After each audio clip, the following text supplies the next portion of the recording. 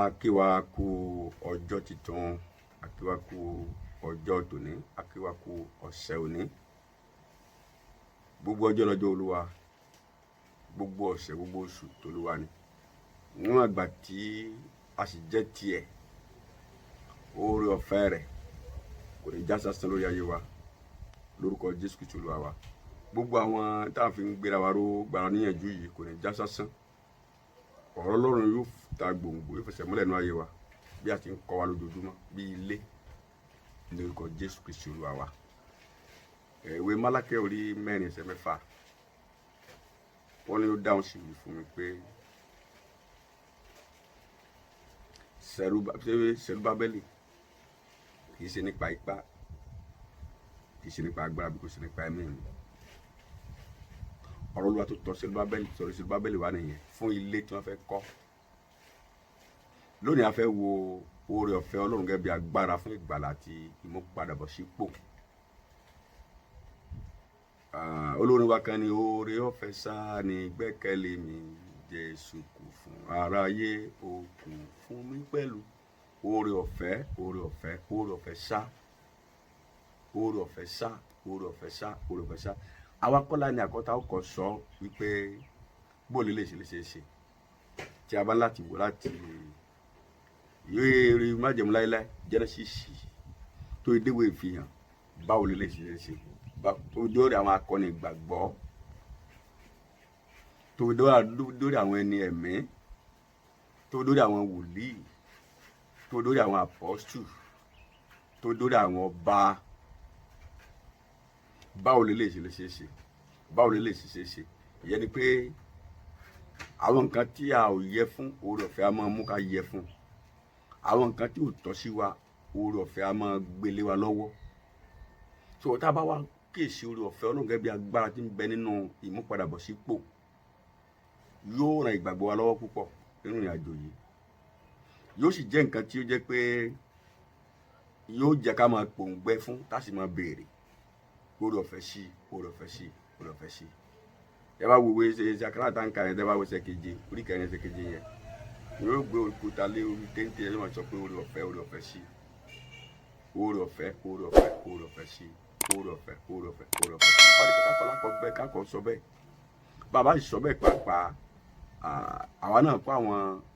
akọni ìgbàgbọ́ tọrọ rú lójú tí wọ́n béèrè pé báwo lè ṣe. Nígbà tí wọ́n wo ipá, tí wọ́n wo agbára, tí wọ́n lè ṣàlórí nǹkan kan, ṣùgbọ́n tí agbára wọn ò lè ká, tágbára wọn ò lè gbé, tó jẹ́ wọ́n béèrè pé báwo lè ṣe. Tí a bá rí nǹkan tó kéré tó rọ̀ fẹ́ wá wọbẹ̀, a wá sọ di púpọ̀. Ó rọ̀ fẹ́ dàbí ẹ́ńjìn mọ́tò àti epo ọ́ìlì kílámùtẹ́. Tí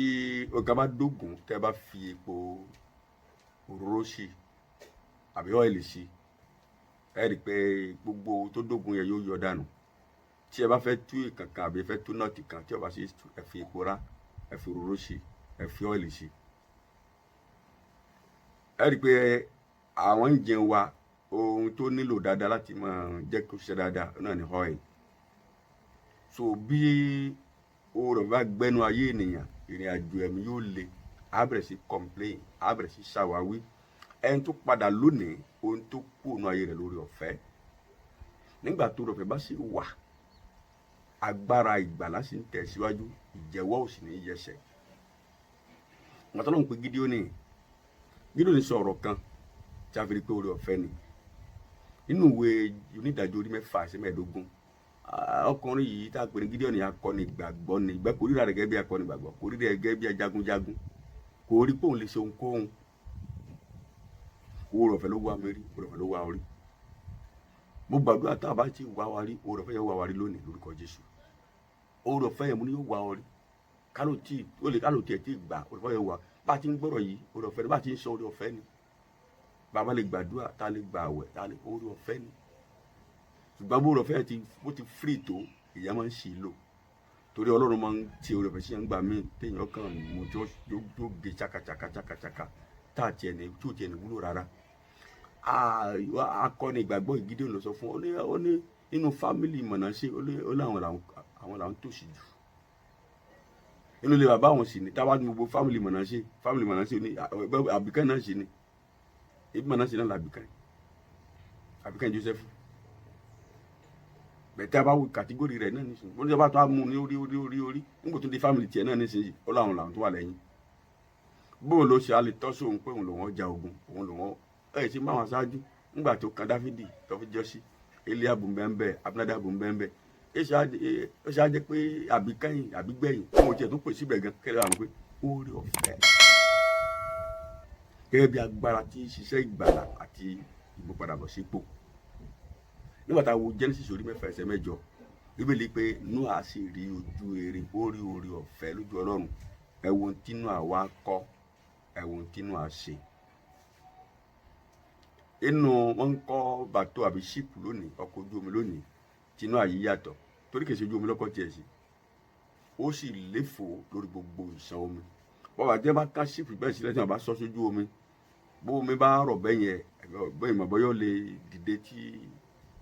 kò ní wọnú omi lórí omi náà máa ń ti ṣíìpù sí náà máa ń ti ojú ọkọ̀ ojú omi sí eléyìí ní sórí ilẹ̀ dìgbò ní àkànṣe pẹ̀lú ní tọ́sà jẹ́ pé nǹkan ara ló ṣe ó yàtọ̀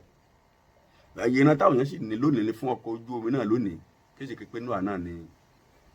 orí rẹ̀ Ọlọ́run gbogbo orí rẹ̀ táwọn yẹn fi ń gba ìrìnà bí wọ́n ti ń kọ́ ọkọ̀ ojú omi ẹni tó rí òfin ọ̀fẹ́ gbà ní kì í ṣe torí pé ó kàwé kì í ṣe pé torí ìmọ̀ kì í ṣe pé torí ìrírí àbówó tó ní orí ọ̀fẹ́ ló wá rí ìkankan ṣẹlẹ̀ nínú Jeremiah chapter 31 verses 2 ó láwọn tí ó ṣẹ́kù ní aginjù tí ebi ìyàn idà tí ọ̀pá onú ara orí ọ̀fẹ́ láginjù àyẹn pé àwọn tó ṣẹ́kù ìwọ̀nba àwọn èèyàn díẹ̀ tó ṣẹ́kù ṣé ìwọ náà wà sínú àwọn èèyàn tó ṣẹ́kù ọ̀hún ẹ wo inú ayé ìwé máa ń pẹ́ ká wo ìpè wa ká wà ní ọmọ bàbá wa ká ràn ọmọ wàyà wa àwa mélòó lórí ọ̀fẹ́ yẹn wá rí láwọn tó dáa létí táwọn tó kàwé láwọn tó gbajúmọ̀ láwọn tó lówó lọ́wọ́ àgbà àwọn òrè lọ́ọ́ ikọ́ lọ́wọ́ gbà àwọn lọ́ọ́ ikọ́ máa ṣe Ọlọ́run